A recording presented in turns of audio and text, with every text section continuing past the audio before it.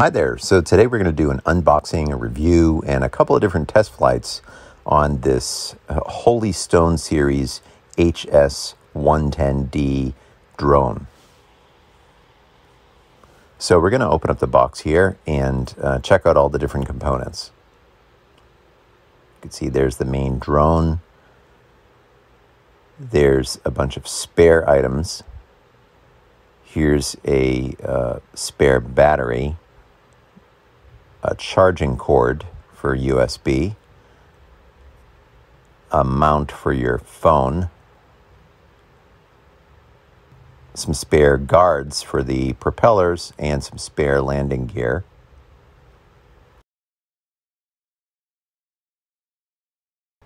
And this is a pretty nice, not too heavy remote control.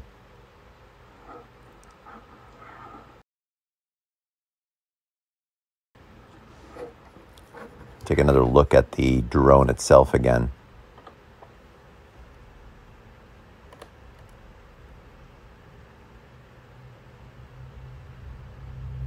You can see the camera right there on the bottom.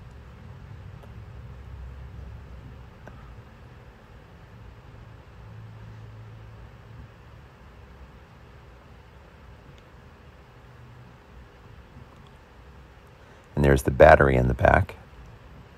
There's a little bit of an antenna sticking out there off the back of the camera.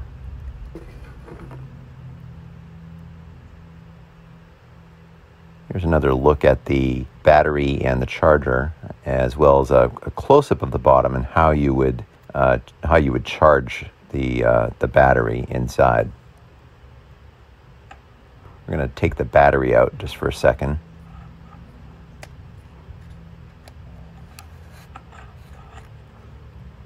It's a little tough to pull out, but it's pretty tight when it sticks in there, so it's good for operation, and it won't fall out so easily. And this is these are all the controls you can see labeled on the actual remote. When you take that off, there aren't actually any labels on the remote itself for all those different controls. And here I'm opening and closing the camera mount.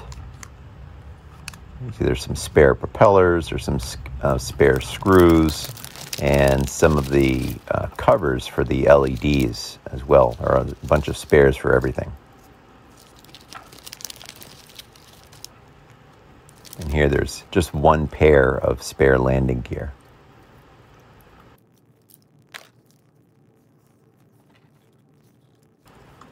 So I'm putting the propeller guards on now. You can get a look at that. There's even a couple of spares of those in there as well. When you charge it, there's a little red LED that lights up on the bottom. The remote takes 4 AA batteries.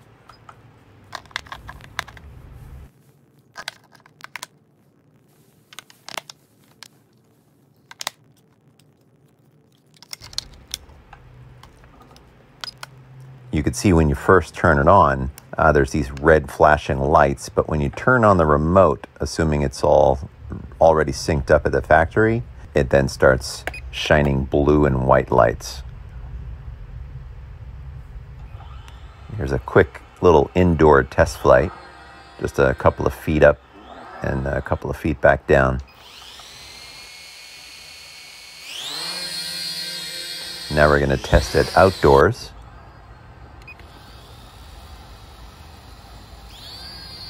You can see it's not the best resolution. I think it's probably 720, but it's got fairly low latency, so it's actually pretty good for the price. And this was recorded using the iPhone app that comes with these drones. You could just download it for free on the App Store.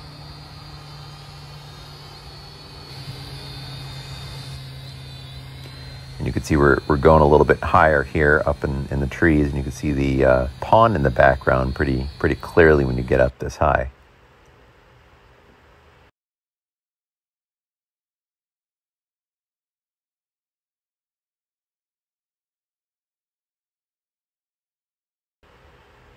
And there I am, trying to see how close I can bring the drone to myself without smacking myself in the head. So we're going up a little bit higher this time. This is the next test flight. And we're trying to see if we can get it up to a pretty high height, maybe close to the top of the tree line without being affected too much by the higher wind speeds up there. And it actually seems like it's not drifting too much, even though there's a tiny bit of wind. But this drone is not waterproof, so I'm trying my best not to get too far over the pond, because I haven't really tested to see how long the battery lasts. You can see a little bit of the pond there on the right corner, which I'm just barely grazing right over that.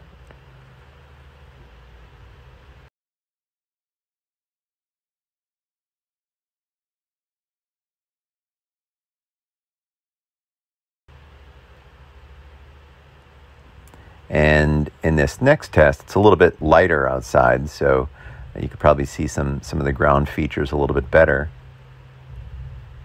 But we're going to go, on this test, we're going above the tree line, above the top of the tree line. And you can see this is the other side of the yard, and now we're looking back towards the pond, and you can see it's got some pretty good resolution. You could see lots of little features there that, given the price, that it's pretty good that you can see all that. So now we're going to do a quick landing test, and it's actually pretty smooth. It doesn't require too much trouble. You have to just press one button, and that's the same button for takeoff and landing. And now we're going to do a quick crash test, which isn't really a test, it's just sort of an accident. And this was not actually user error. One of the motors got a little bit stuck, and it caused the drone to move laterally and crash into a tree. But it was okay, it survived. So overall, I think it's a great drone for the price, and I would recommend it.